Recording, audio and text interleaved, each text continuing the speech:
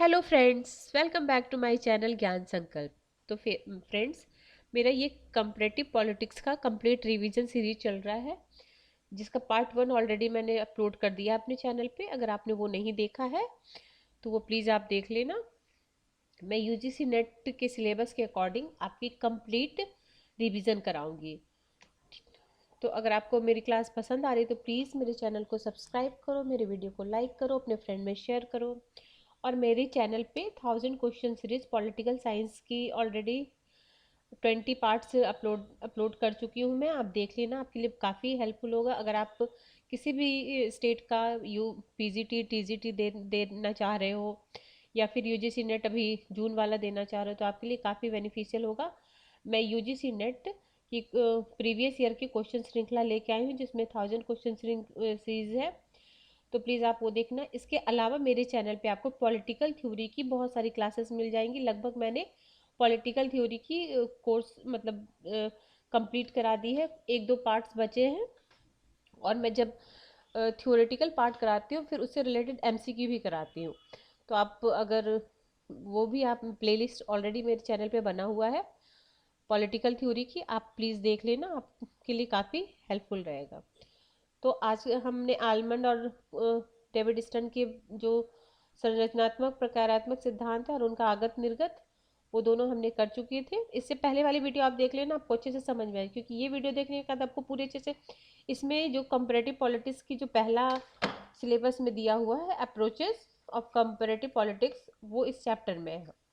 तो पहले मैंने एक ऑलरेडी एक वीडियो जा चुकी है, ये सेकंड वीडियो है। तो आप ये देखने के बाद प्लीज़ वो वीडियो देखना, तो आपका पूरा कंप्लीट हो जाएगा एक टॉपिक। तो आज का स्टार्ट करते हैं। आज का टॉपिक है, सबसे पहले हम संचार सिद्धांत। तो देखो, संचार सिद्धांत सबसे पहले तो साइबरनेटिक शब्द। अब साइबरनेटिक शब्द किससे बना? यूनानी भाषा से बना है, जिसका अर्थ क्या होता है?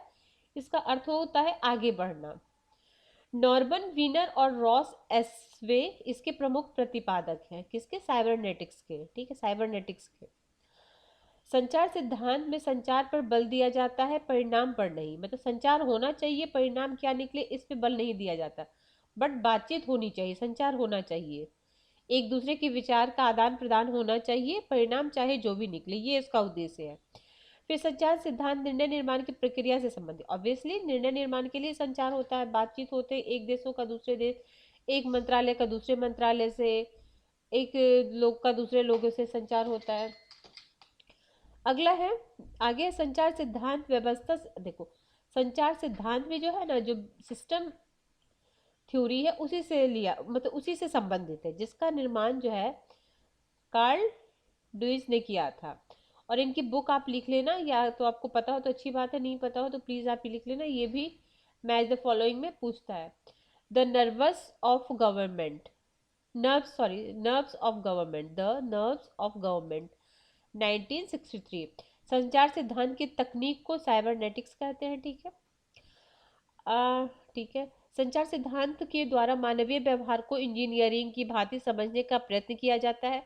कार्ल ड्यूइस के अनुसार संचार के दो मूल तत्व हैं, संरचनाएं और प्रवाह एवं प्रक्रियाएं। कार्ल ड्यूइस ने फीडबैक को भी महत्वपूर्ण माना है। फीडबैक, क्योंकि अगर हम फीडबैक दें तभी सामने वालों की कमी पता चलेगी, और सामने वाले को कमी पता चलेगी तभी उस पर वो काम करेगा। जैसे मैं ही आपको पढ़ा रही हूँ, तो आप मुझे बताओगे कि और आप बेहतर कर सकते, आप मुझे फीडबैक दोगे कि नहीं मैम, इस तरीके से और कराओ तो हमारे लिए और बेनिफिशियल होगा। तो हर काम में फीडबैक को पॉजिटिव वे में लेना चाहिए। अगर आप में हर आदमी परफेक्ट नहीं होता, तो हर में सुधार की जरूरत होती है। तो फीडबैक उसको शार्प, मतलब किसी भी काम को और अच्छा बनाने के लिए फीडबैक होता है, उसको निगेटिव सेंस में नहीं लेना चाहिए। तो इसमें नकारात्मक फीडबैक भी सम्मिलित है। तो नकारात्मक फीडबैक दे के आप उस सामने वाले को सुधार सकते हो। सूचना प्रवाह के चैनल, लोड एवं लोड क्षमता कुछ तत्व हैं। अनुक्रियाशीलता, विश्वसनीयता, पृष्ठभूमि, संगीत, तोड़ मरोड़ संचार सिद्धांत में लोड कम कैपेसिटी से संबंधित है। ठीक है। संचार व्यवस्था में संचार शरीर में संचारी तंत्र नर्व सिस्टम के समान है। संचार विश्लेषण, कार्ल ड्यूइस ने चार मात्रात्मक तत्वों को शामिल किया। ये कार्ल ड्यूइस ने चार मात्रात्मक, किसको किसको किया था? लोड, लैंग बढ़त और नेतृत्व। लोड लैंग बढ़त यानी गेन और नेतृत्व लीड। ड्यूस ने राजनीतिक व्यवस्था में निम्नलिखित तत्वों का उल्लेख किया: नवाचार, वृद्धि और परिवर्तन। सेल्फ ट्रांसफॉर्मेशन, वृद्धि और नवाचार। अब है मार्क्सवादी उपागम। मार्क्सवादी उपागम बस एक ही चीज आपको है कि मार्क्सवाद हमेशा सिर्फ आर्थिक पहलू पे बात करता है। तो इस उपागम में आर्थिक तत्व को राज्य और सरकार के स्वरूप का निर्धारण का मूल तत्व है। मार्क्स उपागम, ये उपागम हम पढ़ रहे हैं। मार्क्सवादी उपागम के अंतर्गत समाज में बुर्जुआ तथा सर्वहारा दो वर्ग विभाजित किया गया है तथा इसी आधार पर राजनीति का अध्ययन किया जाता है। द फेडरलिस्ट पेपर्स, ये बुक रख लो, ये बुक पेपर्स 1788 के लेखक कौन से है? मेडिसन है। देखो कंपैरेटिव में ना आपको बुक से तो जरूर ही क्वेश्चन आएगा, ठीक है। और कंपैरेटिव में अगर कुछ क्वेश्चन ऐसे आते हैं कि जो आपके समझ बेस होते हैं, अगर आप समझो कि इतना तो हम पढ़े हैं कि हम कुछ अंडरस्टैंडिंग से, लेकिन बुक्स के लिए तो आपको मतलब याद ही करना पड़ेगा। और मैं कह रही हूँ जैसे मैं अभी मतलब ये क्लास ले, साथ में मैं प्रीवियस ईयर क्वेश्चन भी दे रही हूँ, 1000 क्वेश्चन सीरीज आपके लिए बहुत बेनिफिशियल है। आप प्लीज़ आप वो मेरी स्टार्टिंग से लेके सारी सीरीज देखना, तो आपको इतना मतलब आप अगर 20 आप सीरीज, अब वो उसका 20 पार्ट अभी तक हो चुका है, 20 पार्ट्स अगर आप करोगे तो आप में अच्छा कॉन्फिडेंस बिल्ड हो जाएगा। और साथ में मैं उस सीरीज में मैं एक और इनिशिएटिव लेके आई हूँ कि हर दिन मैं 5 से 10 आर्टिकल बताती हूँ सीरियल वाइज, तो ताकि आपको मतलब ऐसे आर्टिकल याद हो जाए, क्योंकि ऐसे एक मतलब एक साथ बैठ के आर्टिकल याद करना बहुत ही मुश्किल है। तो वैसे धीरे 5 किसी दिन मैं 5 आर्टिकल, किसी दिन मतलब रिलेटेड रहता तो 10 आर्टिकल भी बता देती हूँ, ऐसे जनरली 5 से 6 आर्टिकल हर दिन बताती हूँ। तो जिससे आपका इंडियन कॉन्स्टिट्यूशन का पार्ट भी धीरे धीरे अच्छा हो जाएगा। ये जैसे कंपैरेटिव खत्म करने के बाद मैं पॉलिटिकल थॉट्स देखती हूँ क्या, मतलब स्टार्ट करते पहले तो ये कंप्लीट करा दूँ आप लोग को। फिर है राजनीतिक समाजीकरण।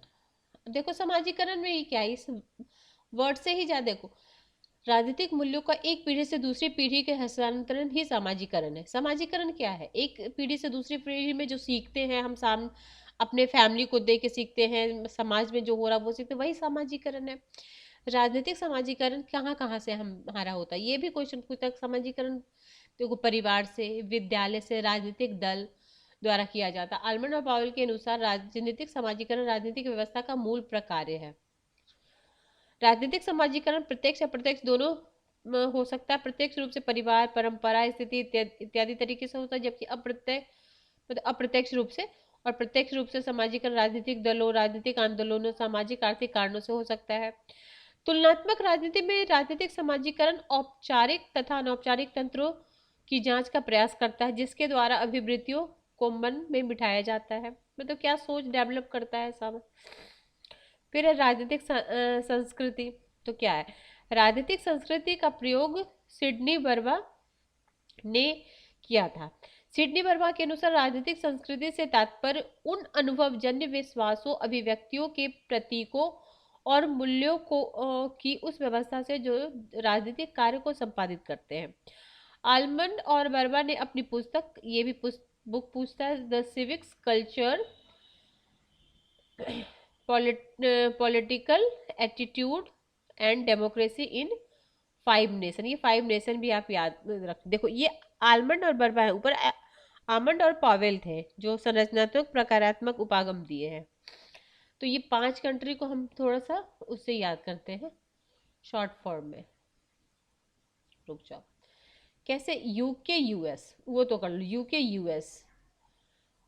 फिर जिम, यूके यूएस जिम, देखो जिम हो सकता है, जे, हाँ हाँ, जे आई आई, देखो जे आई एम, तो J for Germany, I for Italy, M for Mexico, JIM. US UK JIM, UK's वाले बहुत जिम जाते हैं, ठीक है। 5 नेशन लोकतंत्र में से, ठीक है। अगला बढ़ते हैं। रॉबर्ट पुटनम ने अपनी book boiling along the collapse and revival American community में सामाजिक पूंजी का विचार दिया। आलमंड और बर्बर ने राजनीतिक संस्कृति के 3 रुझान दिए हैं। ये 3 रुझान क्या है? संज्ञानात्मक, भावनात्मक और मूल्यांकन परक। आगे है एसी फाइनर ने अपनी book the man and the horseback, the role of the military in politics 1962 में राजनीतिक संस्कृति के अध्ययन करते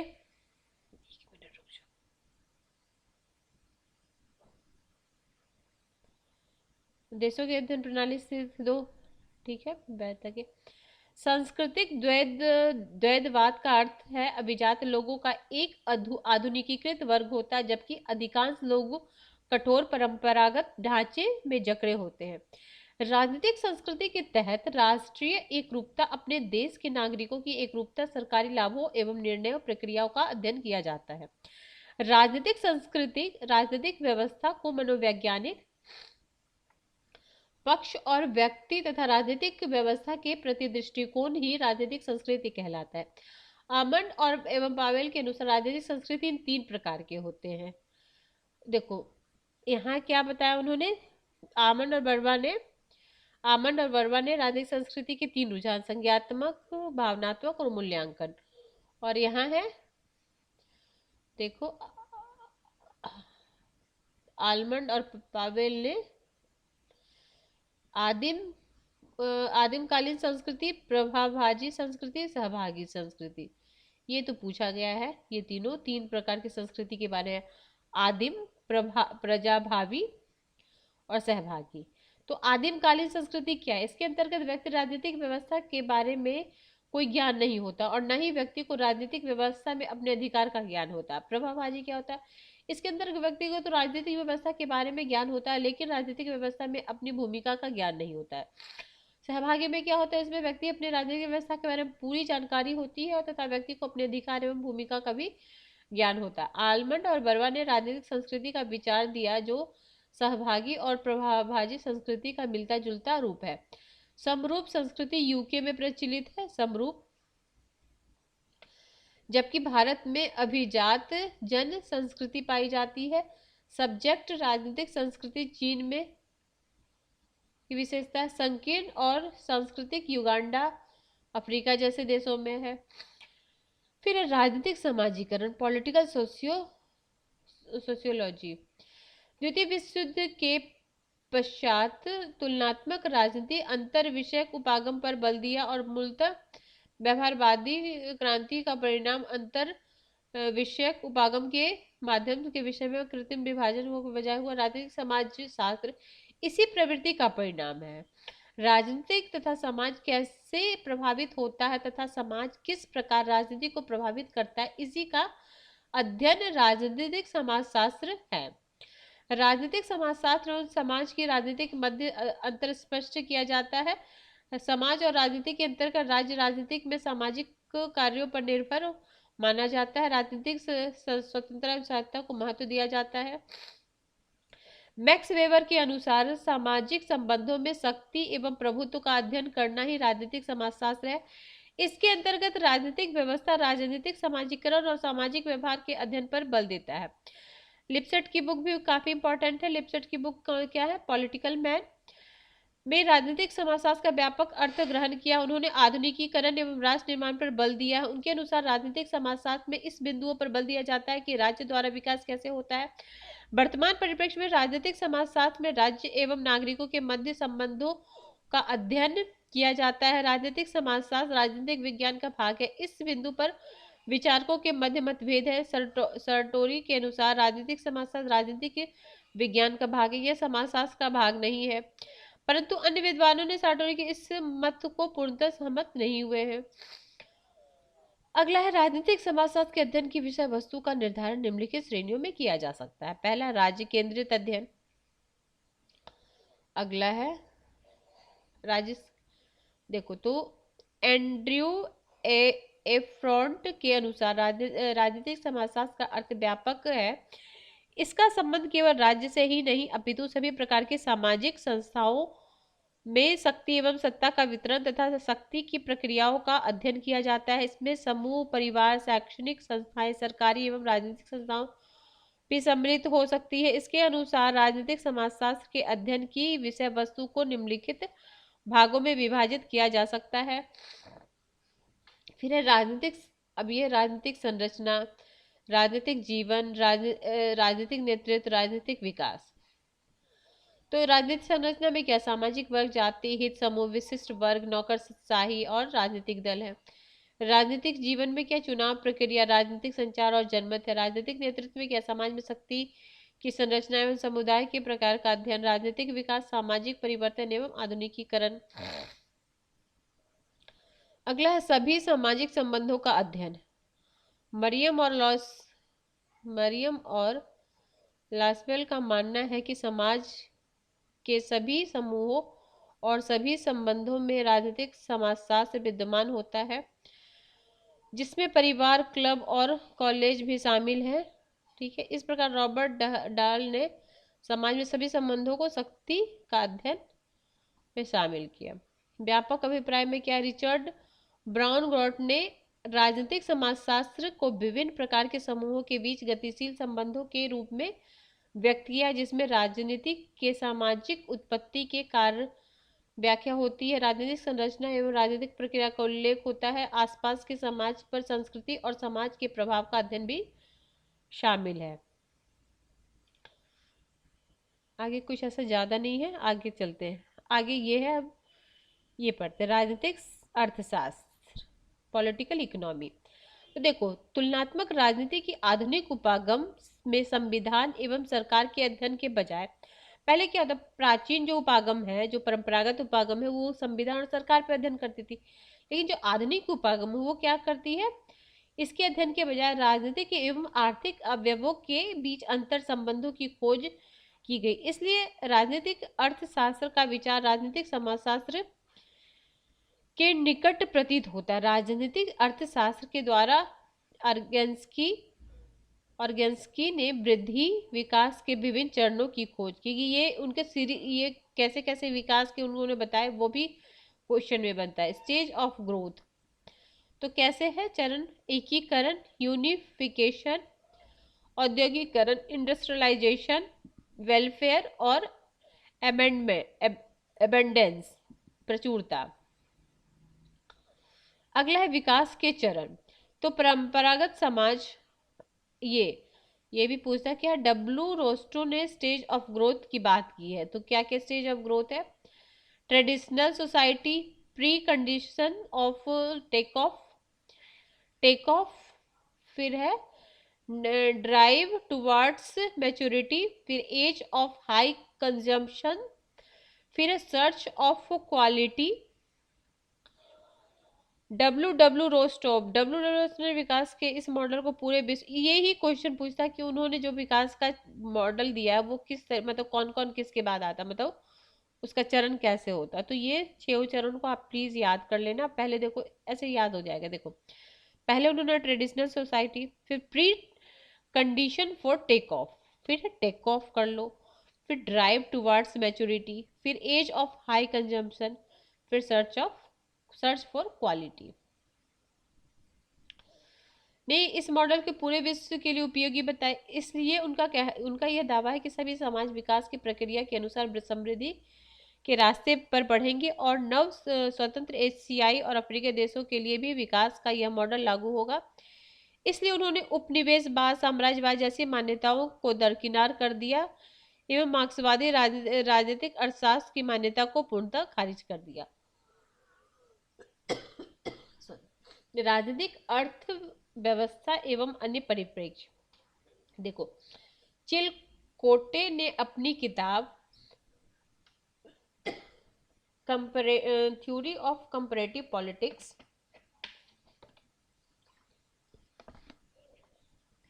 में राजनीतिक अर्थशास्त्र को निम्नलिखित रूप में चित्रित किया। तो किस किस रूप में, वानिकीवाद, उदारवाद, मार्क्सवादी सिद्धांत। ठीक है, अब देखो इसको एक एक करके देखते हैं। तो तो इनके अनुसार राजनीतिक अर्थशास्त्र के अध्ययन का मूल उद्देश्य राष्ट्रीय संपत्ति में वृद्धि करना। उनकी मान्यताओं के अनुसार व्यक्ति का स्वभाव मूलतः स्वार्थी होता है, इसलिए व्यक्ति के स्वभाव को नियंत्रित करने की आवश्यकता होती है। इसके अनुसार राज्य का सबसे बड़ा दायित्व सुरक्षा बनाए रखना है। इसके लिए वो राष्ट्रीय संपत्ति में वृद्धि आवश्यक है एवं इसके लिए राज्य का आर्थिक गतिविधि में हस्तक्षेप आवश्यक है। राज्य द्वारा आयात को हतोत्साहित करने का प्रयत्न। फिर उदारवादी इंग्लैंड में राजकीय अर्थशास्त्री ने उदारवादी राजनीतिक अर्थशास्त्र के सिद्धांत का निर्माण किया। Adam Smith. अब ये उदारवादी आर्थिक बात जो करते हैं एडम स्मिथ, रिकार्डो माल्थस ने उल्लेखनीय इसके अनुसार प्रत्येक व्यक्ति सदैव अपने हितों के लिए कार्य करता है। इसलिए देखो उदारवादी जो पॉलिटिकल थ्योरी में जो टॉपिक है वो मेरे चैनल पे अपलोड किया गया है। बहुत अच्छे से मैंने उदारवाद को समझाया है और फिर उससे रिलेटेड एमसीक्यू भी कराई है। अगर आप वो मेरी वीडियो नहीं देखे तो प्लीज़ एक बार आप वो वीडियो देख लेना। आप प्लेलिस्ट में जाना पॉलिटिकल थ्योरी, उसमें आपको मिल जाएगा। ठीक है। बाजार में मांग आपूर्ति एवं स्वाभाविक सामंजस्य उत्पन्न होता है तथा सभी लाभकारी होती है। ठीक है, ऐसे इसमें कुछ ज़्यादा नहीं है। अब ये देखो जॉन मेर्नाल्ड गिन्स ने, देखो इनका कुछ नहीं की बुक का नाम the general theory of employment interest and money में राज्य और तथा आर्थिक गतिविधियों के हस्तक्षेप में पूर्ण समर्थन किया। उसके अनुसार राज्य के हस्तक्षेप के द्वारा भी पूंजीवाद व्यवस्था को आर्थिक मंदी से बचाया जा सकता है। अतः किन्स ने कल्याणकारी राज्य का आधार रखा। 1980 के दशक में किन्स ने राजनीतिक अर्थशास्त्र का सिद्धांत विफल होने लगा। पश्चिमी यूरोप एवं अमेरिका में नव उदारवादी नीतियों का समर्थन किया गया। नव उदारवादियों को ने भूमंडलीकरण को सभी प्रकार के लाभप्रद माना। विश्व व्यापार संगठन के माध्यम से मुक्त बाजारवादी प्रणाली को संस्थाकृत करने पर बल दिया गया। वर्तमान वैश्विक आर्थिक मंदी के परिणाम स्वरूप नव उदारवादी नीतियों में भूमंडलीकरण की नीतियों पर पुनर्विचार किया जा रहा है एवं अधिकांश राज्यों द्वारा संरक्षणकारी नीतियों का प्रयोग हो रहा है। फिर है मार्क्सवादी सिद्धांत। तो मार्क्सवादी सिद्धांत शास्त्रीय उदारवाद की प्राकृतिक सामंजस्य की मान्यता का जोरदार खंडन किया। मार्क्सवादियों के अनुसार उदारवादी ने पूंजीवाद का औचित्य सिद्ध करने के लिए बाजारवादी नियमों को प्रकृति मान लिया, जबकि वास्तविक रूप से यह शोषण का आधार है। मार्क्सवादी तो बोलते हैं ये शोषण का, इसलिए मार्क्स ने पूंजीवाद के विध्वंस का नारा दिया। लेनिन के अनुसार साम्राज्यवाद पूंजीवाद का ही विकसित रूप है। मार्क्स एवं लेनिन की इन्हीं मान्यताओं एवं व्यवस्थाओं स्वरूप पराश्रितता सिद्धांत ने निर्मित किया। अब पराश्रितता सिद्धांत इस देखो पराश्रितता सिद्धांत, इससे भी क्वेश्चन आता है। पराश्रितता सिद्धांत मूल प्रतिपादक कौन है? रॉल प्रेविस।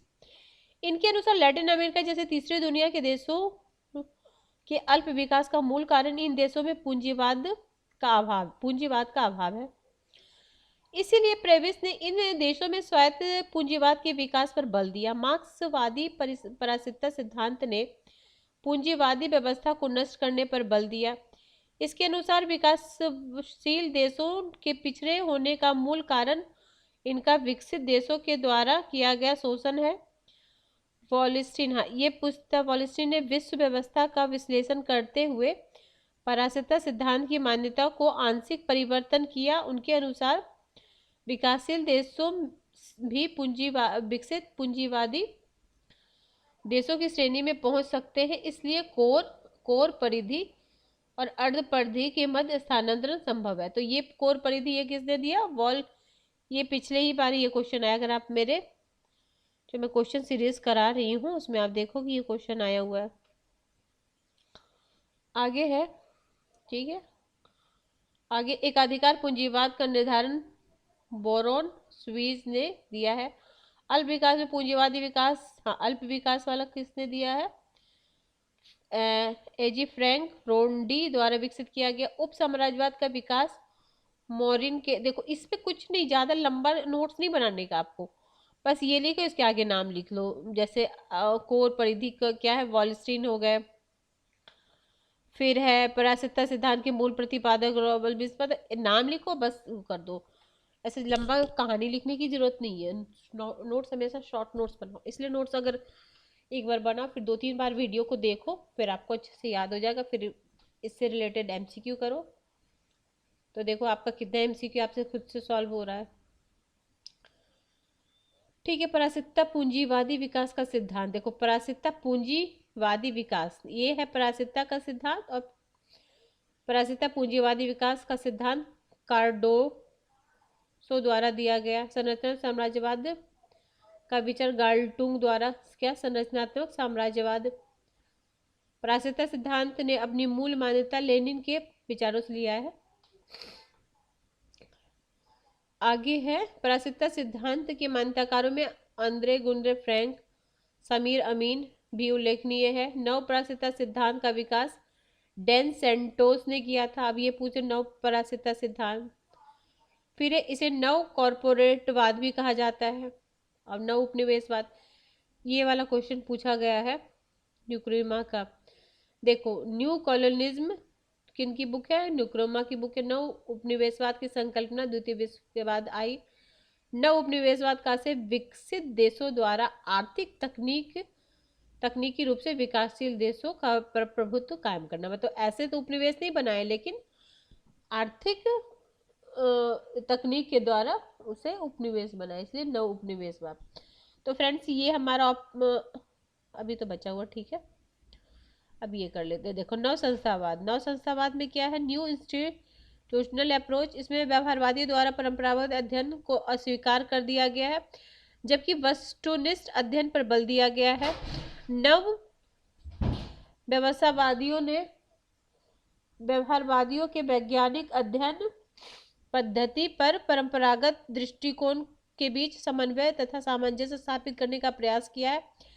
परंपरागत उपागम संस्था का अध्ययन संविधान के द्वारा किया गया। नव संस्थावाद वैज्ञानिक रूप में है, इसे सामाजिक संदर्भ में भी देखा जा सकता है। 1984 में जेम्स मार्च और जॉन ऑल्सन के द्वारा new institutional organisation basis of politics नामक पेपर प्रकाशित किया गया है। इसके अनुसार संस्थाओं को बेहतरीन समझने के लिए व्यक्ति के व्यवहार का अध्ययन किया आवश्यक है।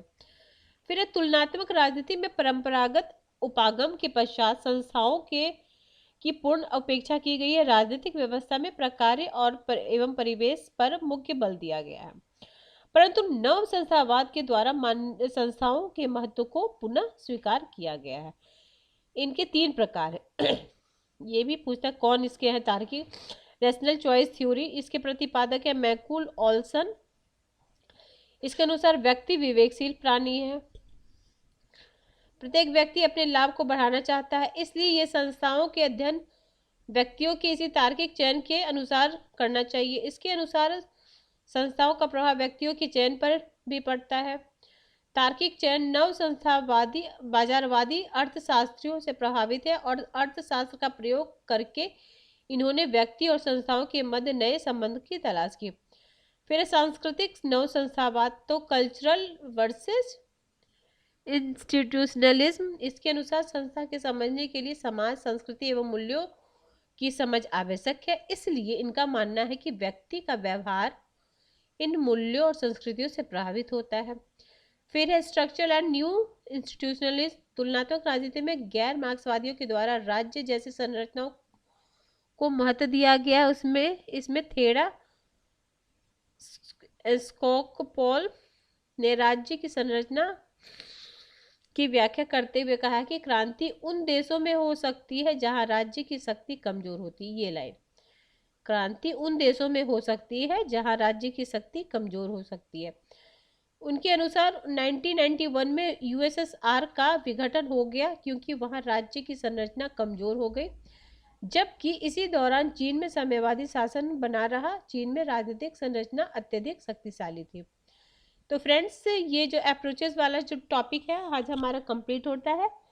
नेक्स्ट डे हम ये नेक्स्ट टॉपिक कॉलोनिज्म एंड डीकॉलोनिज्म करेंगे।